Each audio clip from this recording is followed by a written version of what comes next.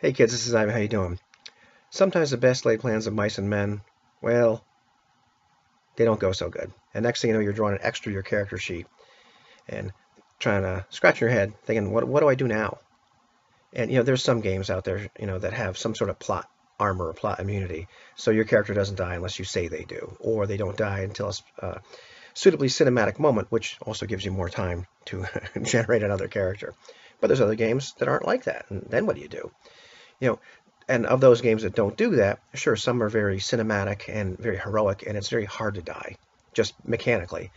But there's other games that are very gritty and realistic, where you just don't have your character doesn't mechanically is pretty easy to kill, and even worse, that sometimes the genre and the feel of the game it leans in that direction. So it's good to have some kind of character on deck. And of course, one of the ways that I've always talked about is, having a henchman.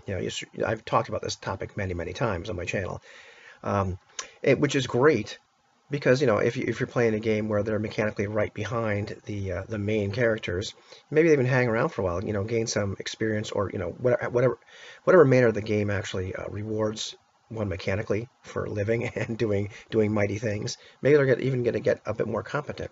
So it's not so bad to kind of play this guy that's been following your main character around.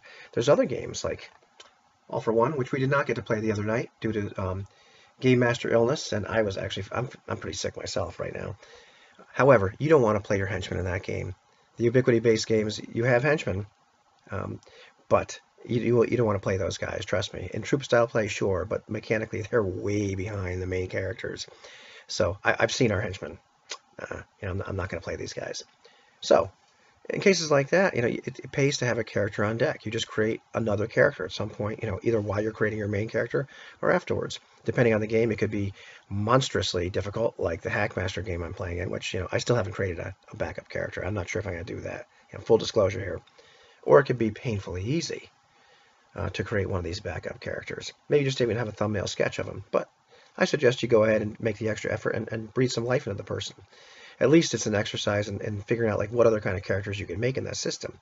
And should things go horribly wrong, you've got another person ready to play because then you don't have to take those, however long the game takes. Maybe it's a few hours to really think of a new character. You can insert them when it is appropriate. And maybe it's later on that session, which would be great because we all want to do that. Well, none of us want to sit around watching everybody else play and asking if anybody needs anything. I didn't go there to play a waiter, but I can hear some people, and some people have said to me, why would I go through all that effort and creating another character that might never see the light of day? Well, that emotional investment or just time investment.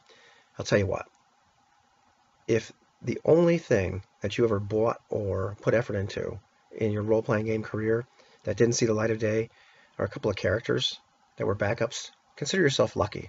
Most of us have games we've purchased which we've ever played, entire campaigns we've thought up and maybe written down, scenarios, reams of character sheets that we never got to play. So if you've got a few backups that just collect dust, consider yourself lucky.